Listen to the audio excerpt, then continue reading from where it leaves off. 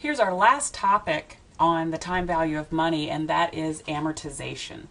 Loan amortization in particular is a function where we use these amortization tables to figure out on each of our payments on an installment loan how much of that payment is going toward interest and how much of that payment is going towards repayment of principal. So here's an example.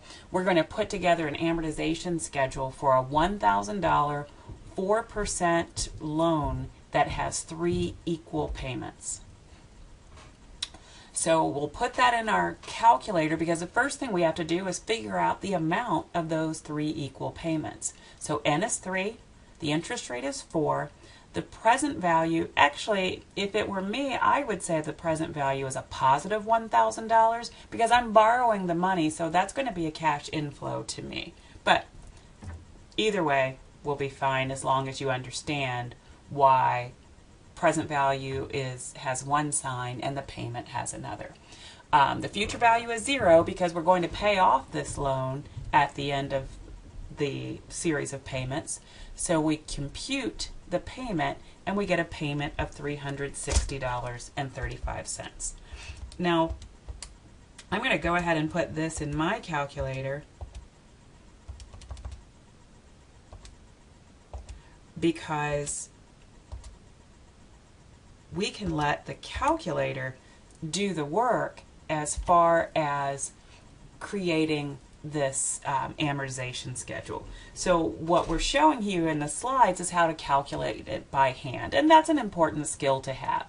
And so you need to understand that the interest on a given payment, so here is the interest paid in year 1, so in the first payment, the interest payment is the beginning balance or the previous balance times the interest rate. So if we're talking about the very first payment, then it's going to be the beginning balance, which was $1,000, how much we borrowed, times 4%. So the interest included in that first loan payment is $40. And so the principal repayment out of that first loan payment is just going to be the total payment minus however much we just calculated is going towards interest. So our payment of $360.35 minus $40 gives us principal repayment of $320.35. And so that means our ending balance is going to be the beginning balance minus the portion of our payment that went towards repayment of principal. So 1,000 minus the $320.35 gives us $679.65. Now, let's go back to our calculator. Believe it or not, that while we were going through all these steps, the calculator already had it done. So all we have to do is just pull it back out. So if you hit second and the PV button, that will get you to the amortization worksheet. So now it should be asking you for P1. Let's just replicate what we've done already on the screen. So let's say P1 is equal to 1, and let's also say that P2 is equal to 1. So you're going to put 1 enter, down arrow, and then 1 enter again. So now that's all we have to do. If I hit the down arrow now, it's going to tell me the balance on the loan, which is exactly what we have here, $679.65. If I hit the arrow down again, it's going to tell me how much of my payment went to principal, and that's $320.35. If I go down one more time, it's going to tell me how much of my payment went towards interest, and it's $40. So all I have to do is put in P1 and P2. And so what I'm telling it is, please show me the portion of this amortization schedule that fits with this range. So if I just want to know about my first payment, then I put P1 is 1, P2 is 1. If I want to know about the first 2 payments, P1 is 1, P2 is 2. If I want to know about what was this 3 payments, then I put P1 is equal to 1 and P2 is equal to 3, and it will show me how much, what the balance is, which should be 0, how much interest I paid, and how much principal I paid, which should be 1,000.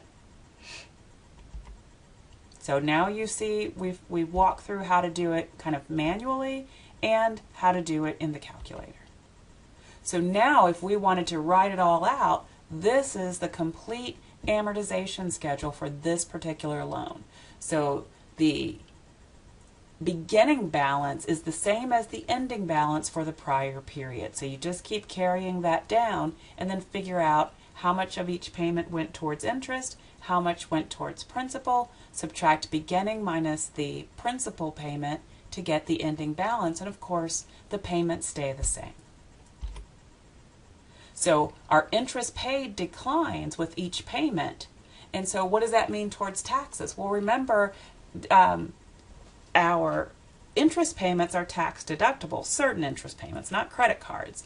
But from a business standpoint, our interest payments on loans are tax deductible. So, but if our interest payments are going down, that means that tax deduction is also going down. And so potentially our taxes are going up. So again, we've got to keep hammering this home. What's happening over time is the portion of our payment that goes towards principal is increasing, the portion that goes to interest is decreasing, although our payment stays the same.